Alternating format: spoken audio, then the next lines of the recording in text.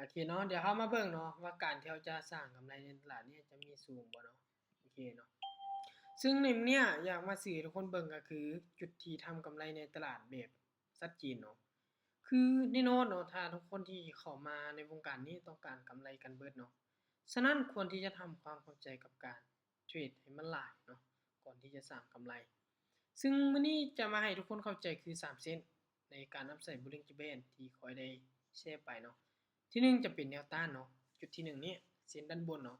และเส้นที่2นี้จะเป็นบริเวณค่าเฉลี่ยของตลาดและด้านลุ่มจะเป็นแนวรับของมันเมื่อเฮาเห็นแท่งเทียนเนาะสีเขียวลงมาต่ำบริเวณแนวรับคืออย่างเส้นออกไปในปัจจุบันเนี่ยคือตรงเดือนนี้เนาะมันมีการลงมาติดกับเส้นบริเวณแนวรับโอกาสเฮาจะทำกำไรฝั่งบ่ายนี้มีสูงหรือซื้อขึ้นเนาะฉะนั้นก็เลยเลือกที่จะซื้อขึ้นซึ่งพอร์ตของข้อย180กว่าดอลจะมาปั้นให้มันขึ้นสู่ประมาณ300-400ดอลเนาะว่าสามารถจะขึ้นไปได้บ่คือตัวนี้จะเป็นการเทรดแบบให้พอร์ตของเฮาเติบโตเนาะเติบโตเดี๋ยวมาเบิ่งว่าสามารถที่จะเทรดสร้างกำไรได้จักรอบเนาะคือคนใดที่อยากติดตามการเทรดและบ่อยากพลาดคลิปดีๆก็สามารถกดติดตามช่อง YouTube ได้เนาะ ถ้าว่ามีคลิปดีๆตัวใดที่โพสต์ลงมันจะเด้งขึ้นให้ทุกคนได้เข้าไปเบิ่งเลยเนาะซึ่งในมื้อเนี้ยถ้าว่าเราได้400เหรียญปุ๊บการเทรดคือหยุดทันทีเนาะการที่วิเคราะห์เนี่ยจะเป็นวิเคราะห์แบบง่ายๆทุกคนเข้าใจเนาะกรณีที่พบเห็นแท่งเทียนสีแดงลงมาตัดกับเส้นสีส้มแบบนี้โอกาสทำกำไรฝั่งเซลล์สูงฉะนั้นเซลล์ลงมาต่อเลยถ้าว่าพบเห็นเนาะแต่กรณีเนาะถ้าพบเห็นเป็นแท่งเทียนสีเขียวปุ๊บขึ้นไปตัดนี้แบบนี้เนาะแม่นให้ทุกคนตามซื้อหรือบ่ายนั่นเองเนาะตัวนี้จะเป็นข้อดีจุดเด่นของมันเนาะโอเคเดี๋ยวนี้เดี๋ยวเลือกที่จะตามเซลล์ลงมาก่อนเนาะเพราะว่าในโซนเนี้ยจากที่สังเกตเนาะมันได้ขึ้นไปใกล้กับบริเวณที่มันเป็นแนวต้านเล็กๆเนาะหรือน้อยๆของแท่งเทียนเนาะในจุดนี้เนาะจุดนี้เนาะถ้าว่าโซนนี้มันแข็งแรงโอกาสที่มันจะทุบตัวลงมาปิดแดงสูงเนาะแต่เฮาก็มาลุ้นเบิ่งเนาะถ้าว่าพลาดก็มีเคมานี่มันสิเป็นไปเพราะที่เขาได้บอกไปบางต้นก็เฮามีการมานี่มันสิเป็นไปที่ดีและบวกกับเทคนิคที่มันดีพร้อมก็ทำกำไรในตลาดสูงเนาะ ถึงเราจะพลาดหลายไหมถ้าว่ารวมๆทายคลิปกำไรของเรามีแน่นอนเนาะแต่มาเบิ่งว่าการที่เราจะสร้างพอร์ตเนี่ยให้มันโตประมาณ400ดอลนี้จะเป็นไปได้หรือบ่เนาะซึ่งในตัวของข้อยเองเนาะก็เชื่อว่าเป็นไปได้เพราะมั่นใจในเทคนิคของตัวเองถือว่าสูงเติบเนาะฉะนั้นก็มาติดตามเนาะติดตามเบิ่งนํกันเนาะว่าจะใช้ระยะเวลาประมาณจักนาทีเนาะในการปั่นนี้เนาะ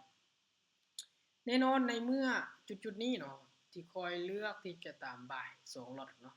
คือล็อตไซส์เนี่ย2ออเดอร์เนี่ยเขายังเฮาความเสี่ยงได้ก็คือพอร์ตของข้อยยังโตก่อนล็อตที่ข้อยออ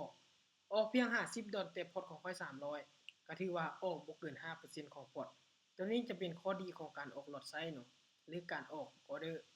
ฉะนั้นเมื่อเฮาสังเกตจุดนี้เนาะมันพยายามที่จะขึ้นไปหาบริเวณที่มันเป็นเส้น MA หรือสีส้มกลางๆนี้เนาะ แต่มันยังบ่ติดฐานอดีตจุดนี้โอกาสที่มันจะทะลุฐานนี้ขึ้นมาหาบริเวณที่มันเป็นจุดนี้ก็ถือว่าสูงเติบเนาะข้อยเลือกที่จะตามใบถือว่าวินไป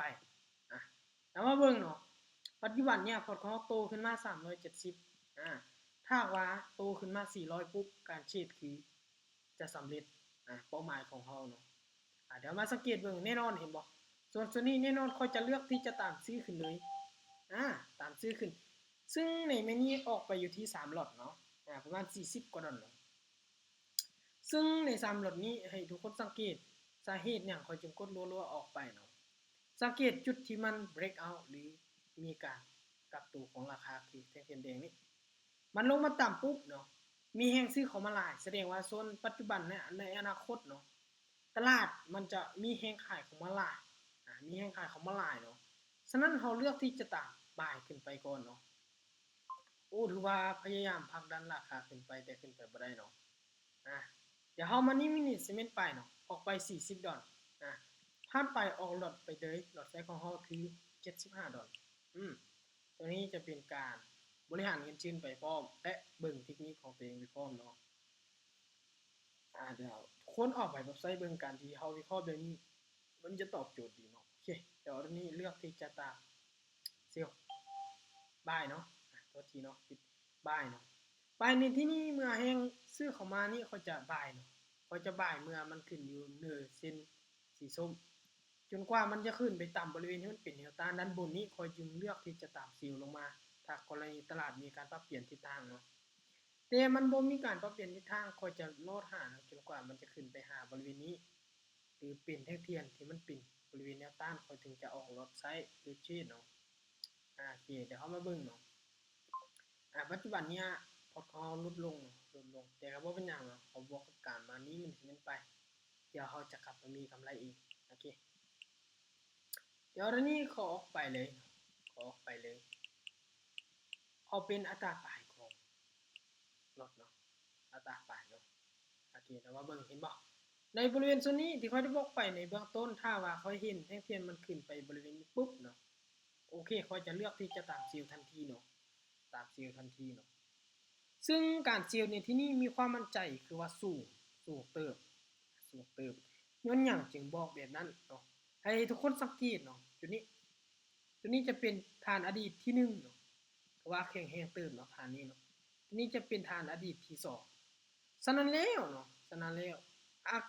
ราคามันจะผลักดันราคาในบริเวณโซนนี้ปิดแดงถือว่ามีสูงเลยเนาะโอเค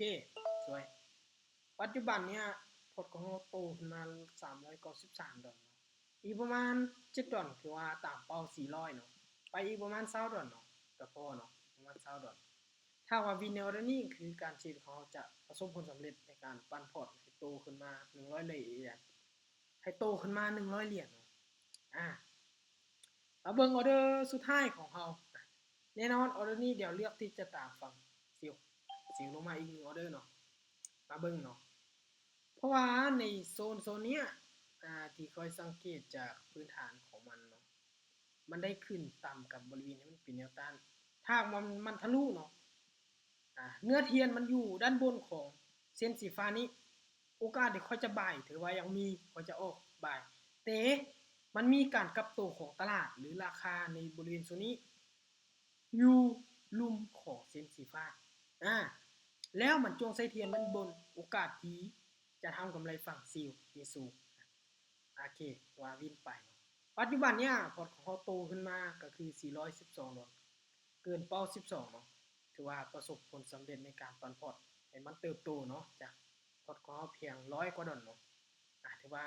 ในคลิปนี้จะจบเพียงเท่านี้เนาะฝากทุกคนเข้าไปติดตาม2ของค่อยเนาะเดี๋ยวพบกันคลิปวิดีโอหน้า